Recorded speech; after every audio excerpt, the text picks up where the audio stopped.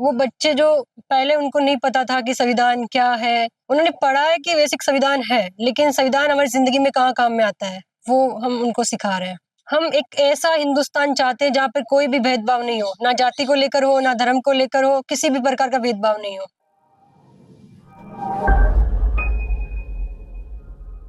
Youth India का future है और जैसे हालात है, जेंडर इनइक्वालिटी, डिस्क्रिमिनेशन, भेदभाव, इन सब को देखते हुए यूथ का भागीदारी बहुत इंपॉर्टेंट होने वाला है इंडिया को बिल्ड करने के लिए। सो इस इंटरनेशनल यूथ डे में मैं स्वप्ना CSR जर्नल में मिलवाती हूँ आपको एक ऐसी शख्सियत से जिसने यूथ के साथ बहुत काम किया है, ना कि उनमें एक बदलाव लाई है, बल्कि वो यूथ अब तैयार हो चुके हैं नेशन को राइट वे में बिल्ड करने के लिए। मैं अपने परिवार, समाज की बेटियों को विद्यालय भेजने का हमेशा प्रयास करता रहूंगा। तो मिलते हैं निशा से। निशा है कोटरी गांव से और उनकी भी एक बहुत इंटरेस्टिंग सफर जर्नी रही है। निशा किस तरह से एजुकेशन उन्होंने परस्यू किया और अब वो खुद जितने भी यंगस्टर्स हैं उनको वो एजुकेट कर रही हैं ताकि आने वाले समय में वो तैयार हो सके नेशन को बिल्ड करने के लिए। तो वेलकम निशा CSR जर्नल में।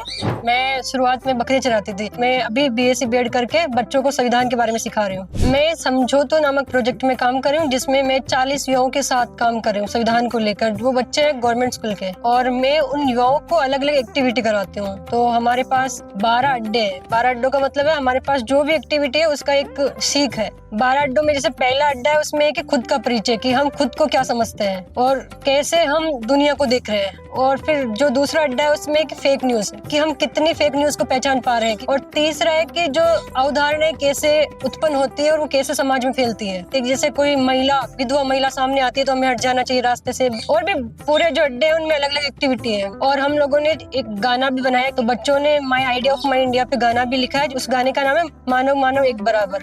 मानव मानव एक बराबर सिखलाता है ये संविधान, बाबा साहब की मेहनत से भारत देश बना महान। और हम एक ऐसा हिंदुस्तान चाहते हैं जहाँ पर कोई भी भेदभाव नहीं हो, ना जाति को लेकर हो, ना धर्म को लेकर हो, किसी भी प्रकार का भेदभाव नहीं हो। तो पहले हमने बहुत सारी एक्टिविटियां की थी 9 महीने तक। अब हमारा एक मैच चल रहा है। हमारा एकता संवैधानिक लैब है जो कोटरी का है, तो वो अलग अलग लैब जैसे हमारे उड़ीसा से भी है, छत्तीसगढ़ से भी और राजस्थान से भी है। उन लैबों में अलग अलग स्टेटमेंट को लेकर चर्चाएं होती है। जो स्टेटमेंट मिलता है हम उस पर प्लूटोरी बनाते हैं।